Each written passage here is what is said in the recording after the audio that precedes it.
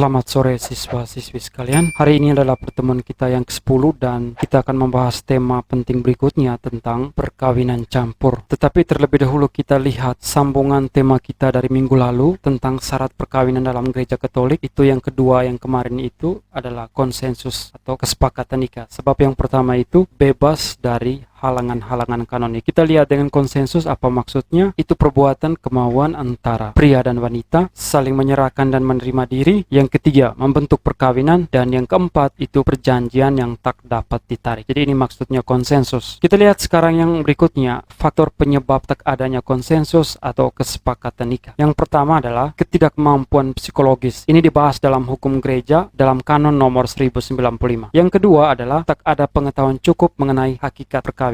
Ini diatur dalam kanon 1096. Dan yang ketiga adalah kekeliruan mengenai pribadi, diatur dalam kanon 1097. Yang berikutnya penipuan, kemudian kekeliruan mengenai sifat perkawinan dan martabat sakramental perkawinan, diatur dalam kanon 1099. Yang berikut simulasi, baik itu simulasi total maupun parsial, total keseluruhan, parsial sebagian, yang diatur dalam kanon 1101. Dan yang berikutnya adalah konsensus bersyarat, dan yang terakhir paksaan dan ketakutan. Oke, jadi ini adalah faktor penyebab tak adanya konsensus. Kemudian persyaratan yang ketiga itu adalah bahwa perkawinan yang sah dalam gereja Katolik itu mesti dirayakan dalam forma kanonika, ya, mesti mengikuti aturan atau hukum gereja, hukum kanonik. Ini diatur dalam kanon 1108 sampai 1123. Jadi mesti mengikuti tata peneguhan dalam gereja Katolik. Maksudnya adalah perkawinan itu harus dirayakan di hadapan 3 orang, yakni yang pertama adalah petugas resmi gereja. Dalam hal ini adalah para romo, ya, para pastor Katolik sebagai peneguh. Kemudian ada juga 2 orang saksi. Ini adalah bapak mama pendamping sebagai saksi pernikahan yang sah dalam gereja Katolik. Sekarang kita lihat tentang perkawinan campur. Apa maksud dengan perkawinan campur? Yang pertama adalah itu perkawinan yang terjadi antara seseorang yang dibaptis secara gereja Katolik dengan orang yang bukan Katolik. Itu baik yang dibaptis dalam gereja lain, misalnya dari gereja-gereja Kristen lainnya, maupun dengan perkawinan campur beda agama ataupun dengan pasangan yang tidak dibaptis, ya. Jadi di sini gereja memberi kemungkinan perkawinan campur karena membela 2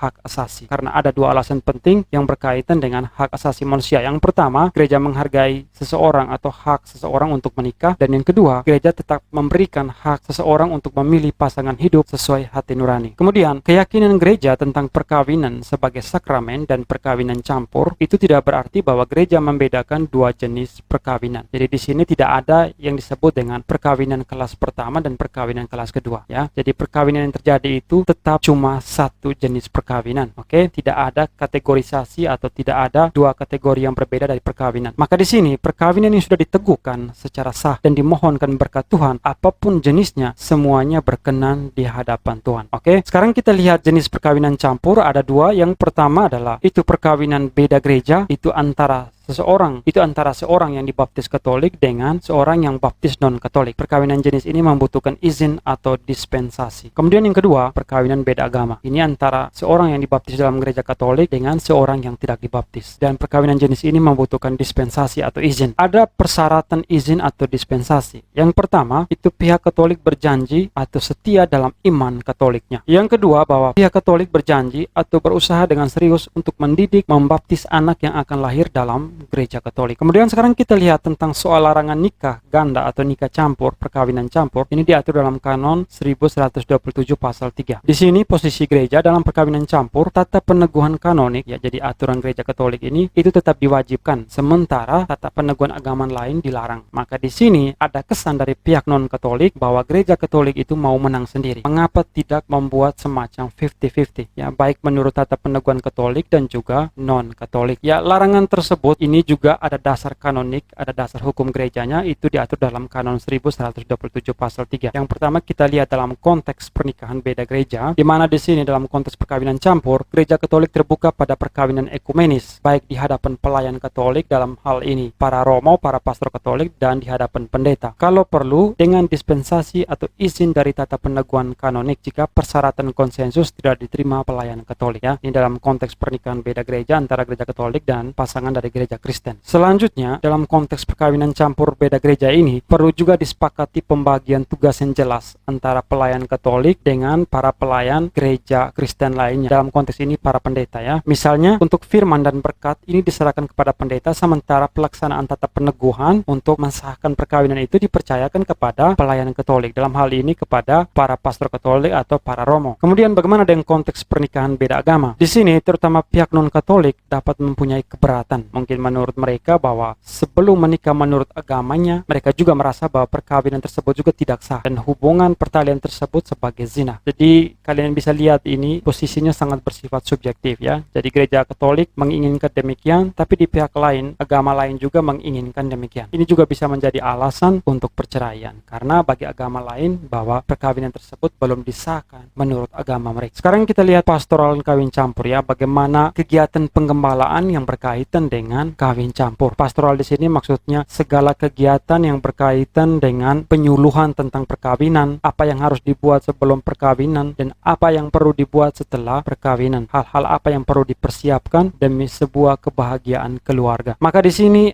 gereja Katolik menganjurkan bahwa perlu adanya tahap persiapan sebelum pernikahan dan juga tahap selanjutnya setelah pernikahan. Ini meliputi hal-hal praktis seluruh hidup perkawinan. Kemudian berkaitan dengan perkawinan campur ini terjadi kesulitan pencatatan sipil, di mana dengan berlakunya Undang-Undang Perkawinan RI tahun 1974 ini juga mempersulit mereka yang menikah campur untuk mendapatkan pengesahan sipil. Sekarang kita lihat berkaitan dengan beberapa catatan penting dan harapan yang berkaitan dengan perkawinan campur. Yang pertama adalah hal utama perkawinan itu adalah kasih. Kasih yang terikat pada pribadi, dan kasih ini menjadi elemen yang penting, faktor yang penting untuk menyatukan perbedaan dengan keyakinan bahwa adanya pemeliharaan, adanya campur tangan dan penyertaan Tuhan dalam ikatan perkawinan antara dua gereja yang berbeda dan antara dua agama yang berbeda. Oke, sebagai akhir dari pertemuan kita sore hari ini ada penugasan. Saya meminta kalian untuk memproyeksikan atau membayangkan diri kalian 10 tahun ke depan, dan kalian tiba-tiba merasa bahwa seseorang yang senantiasa bersama kalian adalah jodoh kalian meski terjadinya perbedaan gereja atau agama. Pertanyaannya adalah bagaimana sikap dan pertanggungjawaban kalian kepada gereja atau keyakinan dan kepada keluarga. Ini dikerjakan dalam buku tugas, ditulis tangan, satu paragraf 10 baris, difoto jelas, diupload vertikal di Schoology paling lambat jam 8 malam. Dan pertemuan kita hari ini sampai di sini. Terima kasih untuk partisipasinya. Jangan lupa belajar untuk ujian mid semester.